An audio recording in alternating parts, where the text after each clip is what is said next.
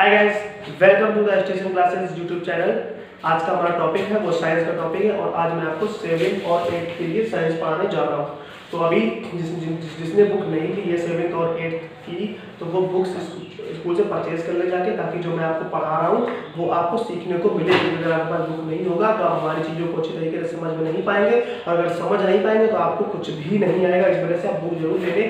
तो हम काफ़ी पिछड़ चुके हैं लॉकडाउन की वजह से, तो हम चाहते हैं कि आप अगर कुछ नया नहीं सीख रहे हैं तो कम से कम आप वो तो ना भूलें जो आपको पहले से ही आता है ना। तो आपको वो जो कंटिन्यू रहेगा वो कैसे रहेगा, तब आप पढ़ेंगे। तो इसीलिए मैं बोल रहा हूँ, पढ़ने के लिए प्लीज़ स्कूल से जाकर बुक ले लें, आप विद्यालय से संपर्क कर लें, आपको बुक दिला दी जाएगी। ठीक है, तो आज फिलहाल अपने टीचर तरफ चलते हैं। 7th का टॉपिक है वो क्रॉप प्रोडक्शन। क्या है क्रॉप प्रोडक्शन? मतलब अनाज उत्पादन का जो है हमारा वो टॉपिक है। तो उसके बारे में आगे जानिए। देखिए, सबसे पहले आप ये देख लीजिए, आप इसका स्क्रीनशॉट ले लीजिएगा, स्क्रीनशॉट से, ताकि मैं, क्योंकि इसी से मैं आपको पढ़ाऊंगा। कुछ लोगों के पास बुक्स है, कुछ के पास नहीं है, तो ये आप ले लीजिएगा और स्क्रीनशॉट आप इसका ले लीजिए ताकि आप इससे पढ़ सकें। और अभी मैं इसी से ही आपको पढ़ाऊंगा। तो अभी हम पढ़ना स्टार्ट करते हैं। Food is essential for our survival. We get food from plants and animals. As the human population is increasing day by day, the food needs to be produced on a large scale to meet the increasing demands. कह रहे हैं जो food होता है वो हमारे जीवन जीने के लिए बहुत ही इंपॉर्टेंट होता है। जो भोजन होता है बहुत इंपॉर्टेंट होता है। We get food from plants and animals. हम अपने भोजन को प्राप्त करते हैं कहाँ से? पेड़ पौधों से और जानवरों से। ठीक है। As the human population is increasing day by day.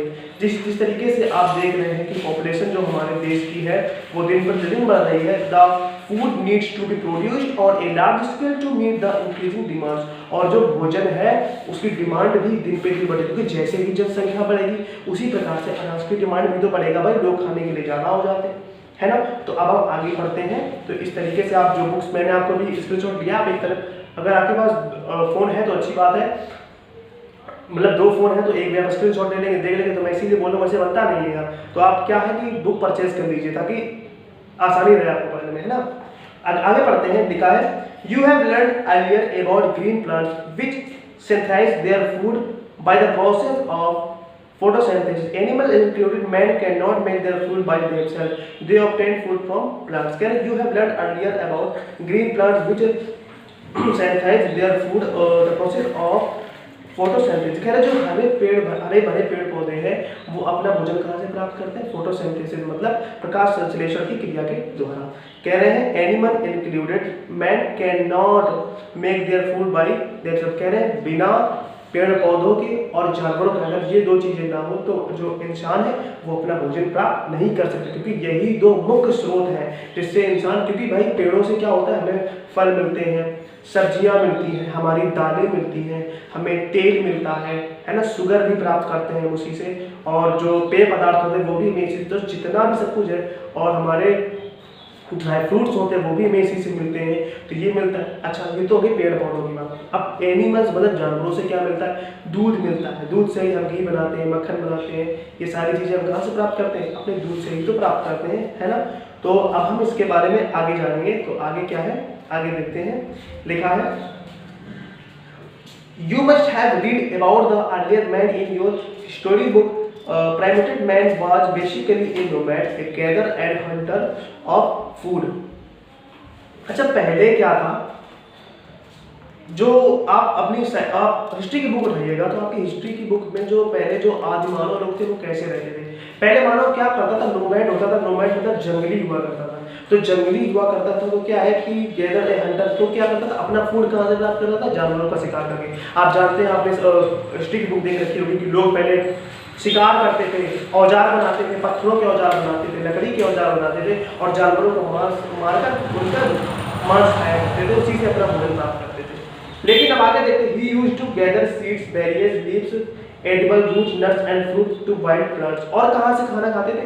जो जंगलों में जो पेड़ पौधे होते हैं और उन्हीं से जो फल प्राप्त होते थे वो खा लिया करते थे. लेकिन he also hunted small animal for food using stone tools. और वो क्या करते थे कि जो छोटे छोटे जानवर हैं अपने जो स्टोन पत्थरों के जो औजार बने हुए होते थे उनसे उनको मारकर अपना भोजन प्राप्त करते थे.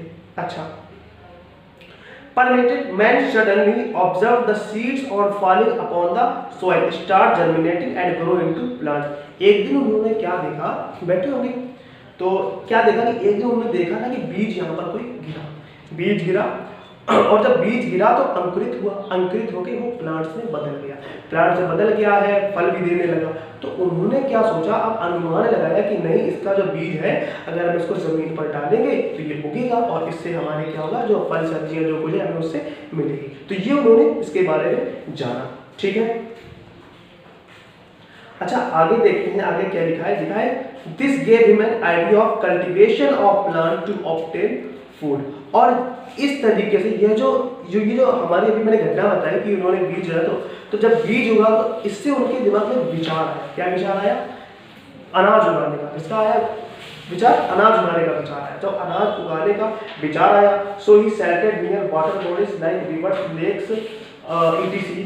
तो उन्होंने एक बार पीछे देखिए, again he found that water was essential for the growth of plants, so he settled near water bodies like rivers, lakes etc. अच्छा, फिर उन्होंने क्या पाया कि जो बीज है, बीज जो अंकुरित होता है, बड़ा होता है, इसमें पानी की बहुत बड़ी सहायता बढ़ती है।